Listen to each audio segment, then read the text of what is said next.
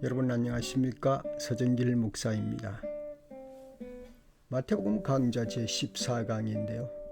오늘은 주의 신실하심을 주목하라 하는 주제를 설정하면서 14장의 한 부분을 상고하도록 하겠습니다.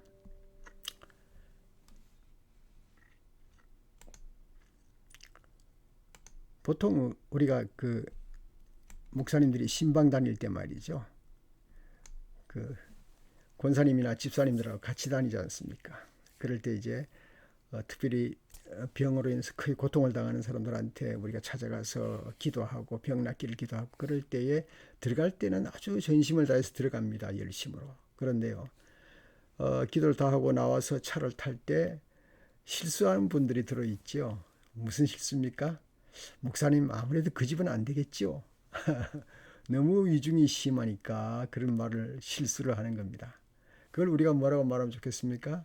신뢰 반, 의심 반 이렇게 표현할 수가 있겠습니다.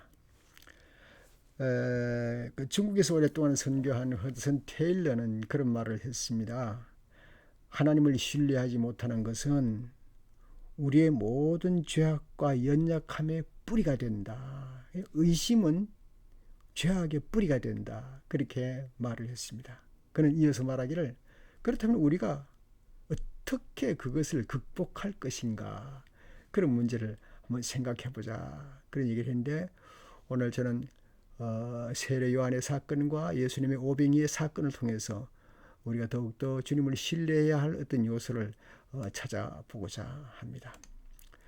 먼저 이 14장을 간단하게 보면은 첫 번째 조금 전에 말씀드린 대로 세례 요한의 순교가 있고요. 그 다음에는 13절에서 21절까지는 오병이어의 기적이 나타납니다.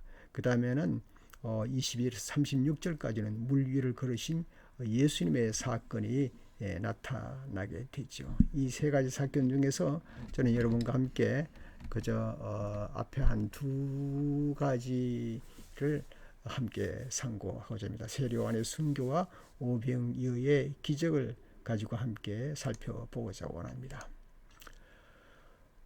그러면 먼저 이제 본문 말씀을 보도록 하겠습니다. 그 무렵에 분본왕 헤롯이 예수의 소문을 듣고서 자기 신하들에게 말하였다. 이 사람은 세례자 요한이다. 그가 죽은 사람들 가운데서 살아났다. 그 때문에 그가 이런 놀라운 능력을 발휘하는 것이다. 헤롯은 일찍이 자기 동생 빌립의 아내 헤로디아의 일 때문에 요한을 붙잡아다가 묶어서 감옥에 가둔 일이 있었다. 그것은 요한이 헤롯에게 그 여자를 차지하는 것이 옳지 않다고 하고 옳지 않습니다 하고 여러 차례 말했기 때문이다. 그래서 헤롯은 요한을 죽이려고 했으나 민중이 두려워서 그렇게 하지 못하였다. 그것은 그들이 요한을 예언자로 여기고 있었기 때문이다. 그런데 마침 헤롯의 생일에 헤로디아의 딸이 손님들 앞에서 춤을 추어서 헤롯을 즐겁게 해 주었다. 그리하여 헤롯은 그 소녀에게 청하는 것은 무엇이든지 주겠다고 맹세로서 약속을 하였다. 소녀는 자기 어머니가 시키는 대로 말하였다. 세례자 요한의 머리를 쟁반에 담아서 이리로 가져다 주십시오. 왕은 마음이 괴로웠지만 이미 맹세를 하였고 또 손님들이 보고 있는 앞이므로 그렇게 해주라는 명령을 내리게 되었다. 그래서 그는 사람을 보내서 감옥에서 요한의 목을 베게 하였다. 그 머리를 쟁반에 담아서 가져다가 소녀에게 주니 소녀는 그것을 자기 어머니에게로 가져갔다. 요한의 제자들이 와서 그 시체를 거두어다가 장사 지내고 나서 예수께 가서 알려드렸다. 예.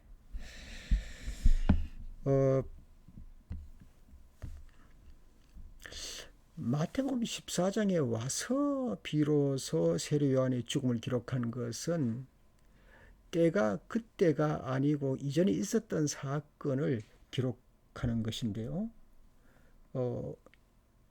여기에 이제 그 분봉왕 헤롯이라는 말이 있습니다.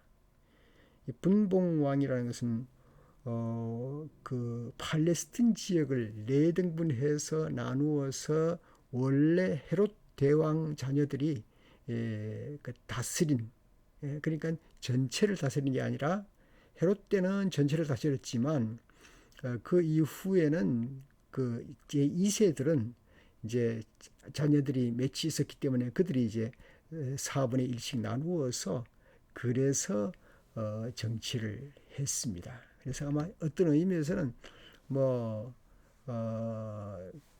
왕이라기보다는 어떤 그 집권하는 어떤 부분의 대표가 될 수가 있습니다. 자, 이 이제 오늘 여기 본문에 나타난 분봉왕 헤롯이는 헤롯 안티바스가 되는데요. 예.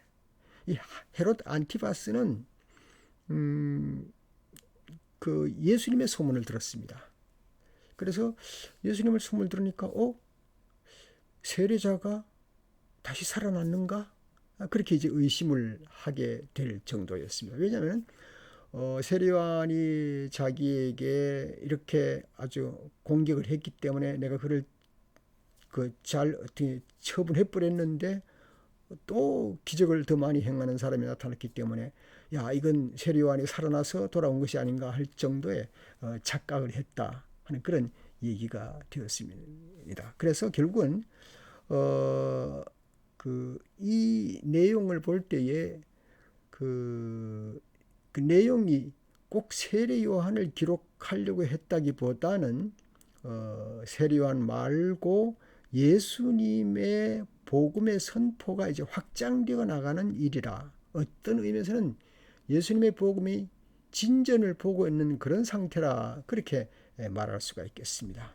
그러므로 이제 갈릴리 지역에서 베리아 지역을 이렇게 전체를 다스리고 있는 그 헤롯 안티바스에게는 이제 그 소문이 굉장히 이제 그 두려웠던 것으로 볼 수가 있죠.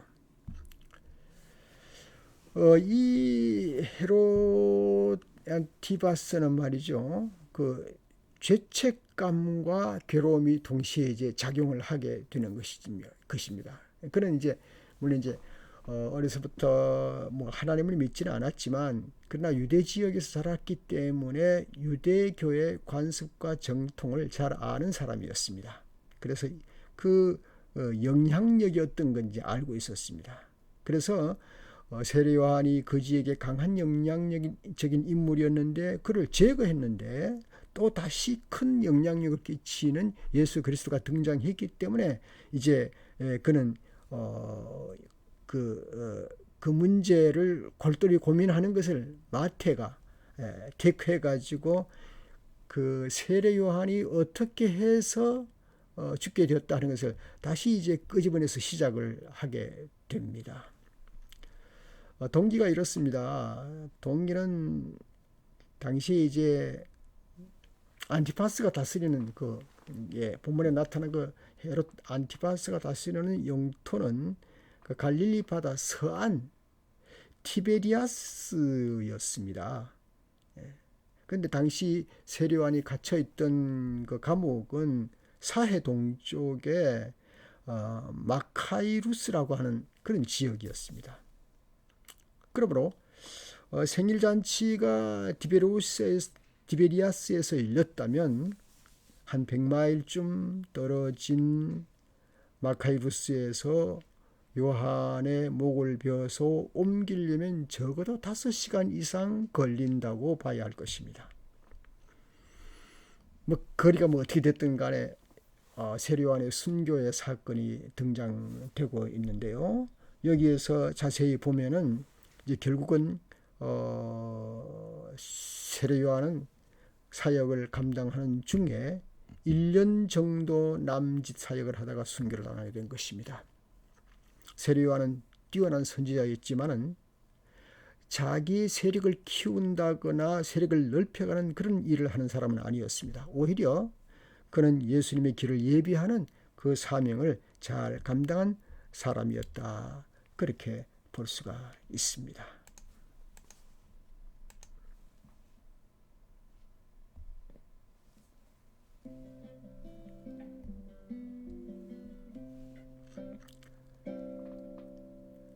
세례 요한의 순교는 이것으로 이제 넘어가고 그 다음에는 예수님의 오병이어의 기적을 조금 살펴보도록 하겠습니다. 먼저 13절부터 21절까지 본문을 좀 제가 읽도록 하겠습니다. 예수께서 그 말을 들으시고 거기에서 배를 타고 따로 외딴 곳으로 물러가셨다. 이 소문이 퍼지니 무리가 여러 동네에서 몰려나와서 걸어서 예수를 따라왔다. 예수께서 배에서 내려서 큰 무리를 보시고 그들을 불쌍히 여기시고 그들 가운데서 앓는 사람들을 고쳐주셨다. 저녁 때가 되니 제자들이 예수께 다가와서 말하였다.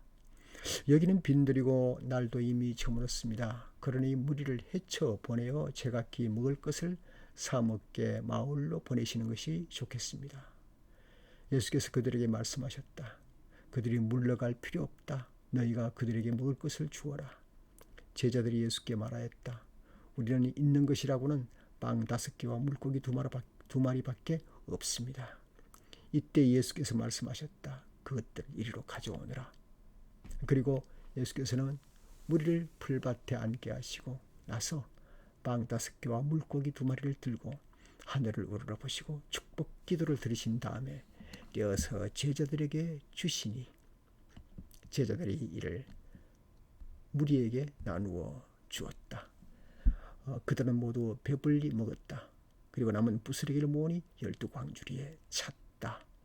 먹은 사람은 여자들과 어린 아이들 외에 어른 남자만도 5,000명이 되었다. 예, 예수님은 그 세례 요한이 감옥에 갇혀 있는 것도 사실은 지금 힘들어서 기도 중인데 세례 요한이 목배임을 당했다고 하는 소식을 들을 때 어떻겠습니까? 가슴이 찢어질 듯 아팠을 것입니다. 그래서 잠시 기도의 시간을 가지려고 했으나 그 작은 시간도 갖지를 못하고 군중들의 밀려옴을 받아들일 수밖에 없었던 것입니다. 진일보 사역이 진보되어 나가는 건 곧 좋지만 사실 말로 하기로 하면 예수님은 잠시도 쉴 틈이 없이 몹시 밀리고 밀리는 복음 사역이 진행된 긴박한 현실을 생각할 수가 있습니다. 오늘 이 본문 말씀을 어떤 분은 식량 문제가 해결되는 사건이다 그렇게 보는 겁니다. 요즘 코비드-19 문제가 계속 이렇게 장기화되니까 미국에서도 식량 문제가 있죠. 그래서 어떤 분은 심지어 나는 평생 해보지 못한 식량을 타려고 줄을 서본 일은 처음이다. 예, 미국에서 오래 살았지만 그렇게 말하는 미국인들이 참 많이 생겼다는 것을 생각할 때 참 가슴 아픈 일이죠. 예수님이 물고기 2마리와 떡 5개로 큰 무리를 먹일 수 있었던 것은 경제 문제의 해답을 주기도 했었지만 분명히 여기에는 원초적인 의미를 가지고 있습니다. 그것은 무엇일까요? 오늘 본문에서 일어난 먼저 장소는 말이죠. 누가복음 9장 10절을 보면은 벳세다에 있는 빈들이라고 말씀을 했습니다. 복음의 말씀에 귀를 기울이며 따르는 많은 사람들은 대체로 한 1만 명이 넘는 대규모 군중이라고 추측이 되고 있습니다.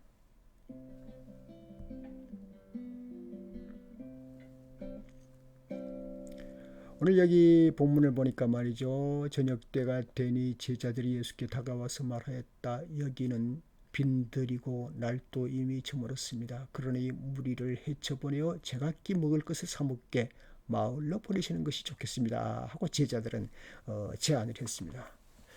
어떻습니까? 합리적이고 타당한 제안이죠.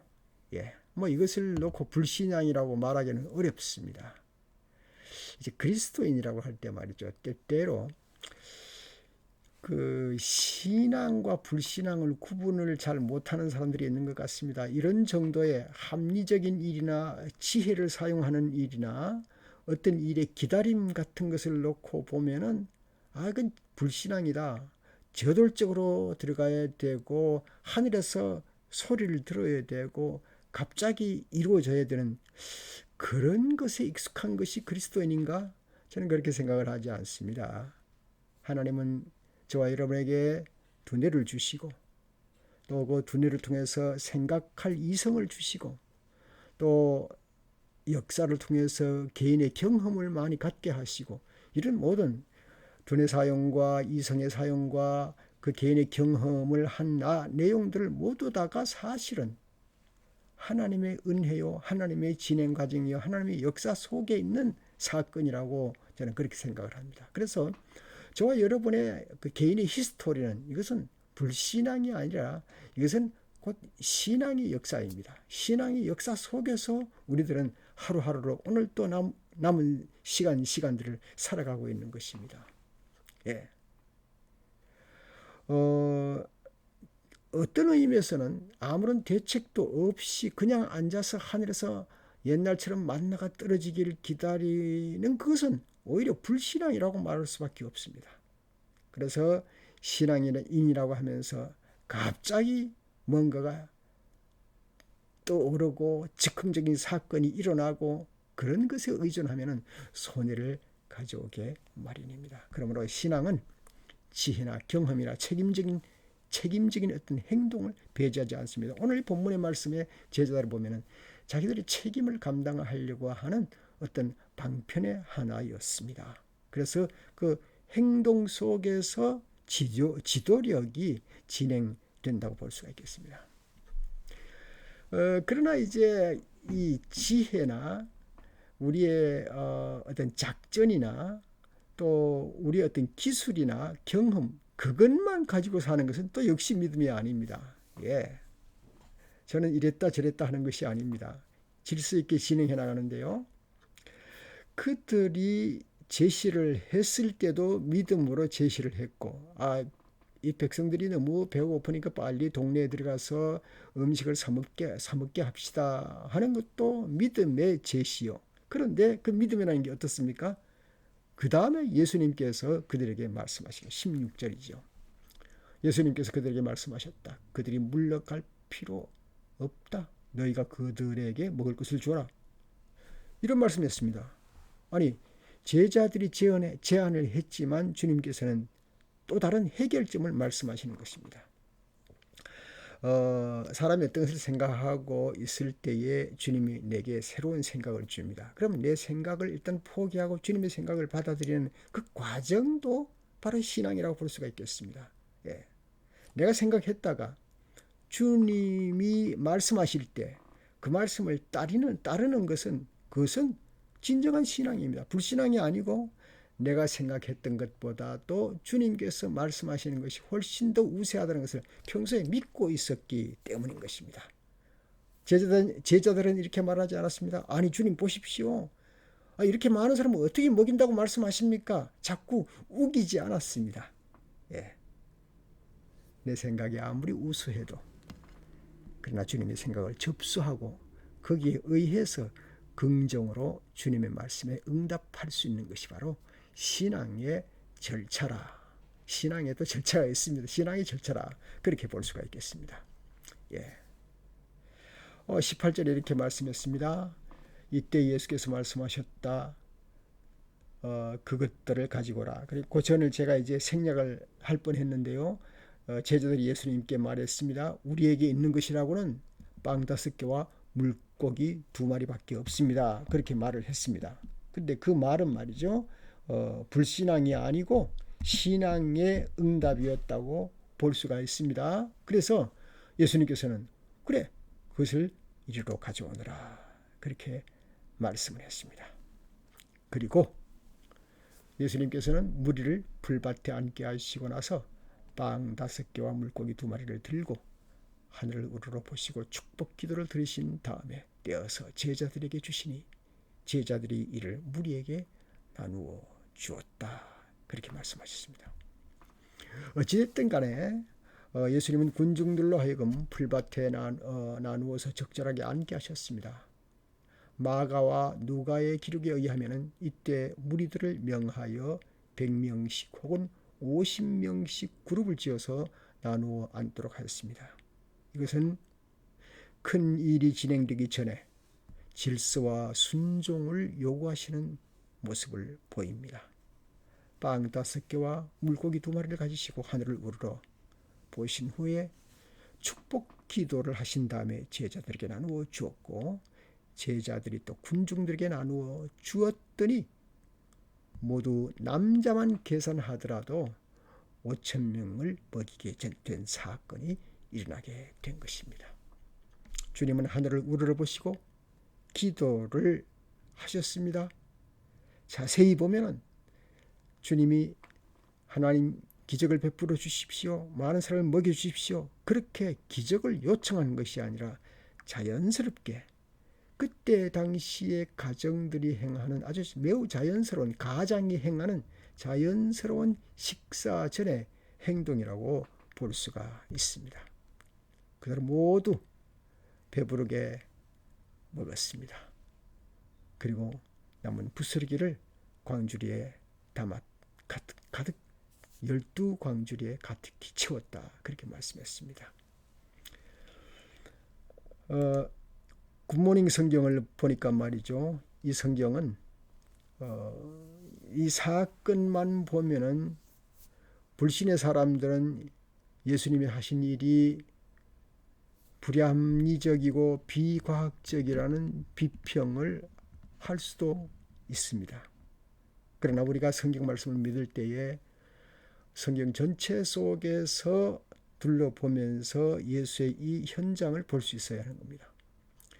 구약에서 먼저 많은 기적들이 기록되어 있습니다.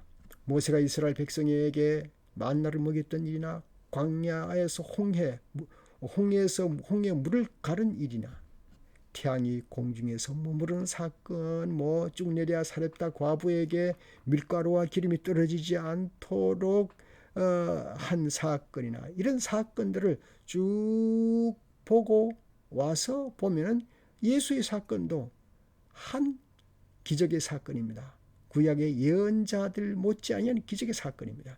이런 기적의 사건이 계속 구약 속에 많이 이루어졌고 신약에도 이루어지는 것입니다. 그러나 이 사건은 단지 배고픔을 겪는 사람들에게 배를 채워주는 일뿐만 아니라, 이것은 바로 예수님께서 초자연적인 하나님 자신이라 하는 것을 드러내주는 것입니다. 다시 말해서 하나님이 바로 온 세상을 창조하신 주께서 육신으로 오셔서 이 일을 지금 하시고 계신다는 사실, 메시아다, 또 창조주이시다 하는 것을 증명해 주는 것이라고 볼 수가 있겠습니다.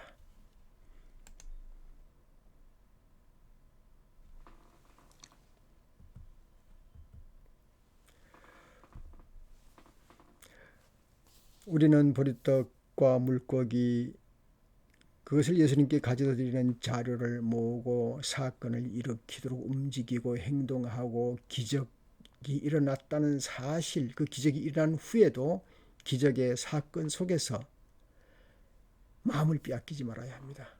어디에요? 기적 사건을 중심에서 너무 골똘하게 빠져서 예수 그리스도의 본체를 잃어버릴 수가 있습니다. 다시 말해서 물건을 준 아버지는 잊어버리고 물건만 기억하는 그런 어리석음에 빠질 수가 있습니다. 그런 어리석음에 우리는 빠져서는 안 되고, 우리가 할 수 있는 것은 무엇입니까?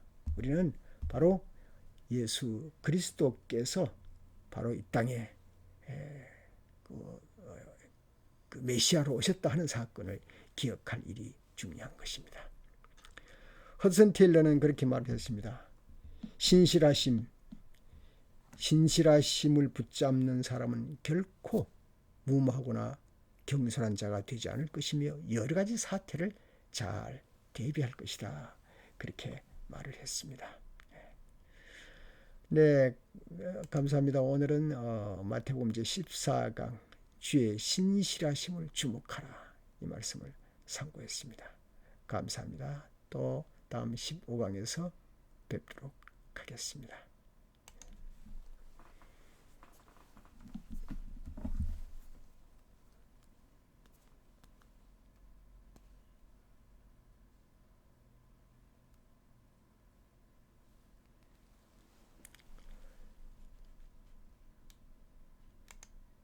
마치겠습니다.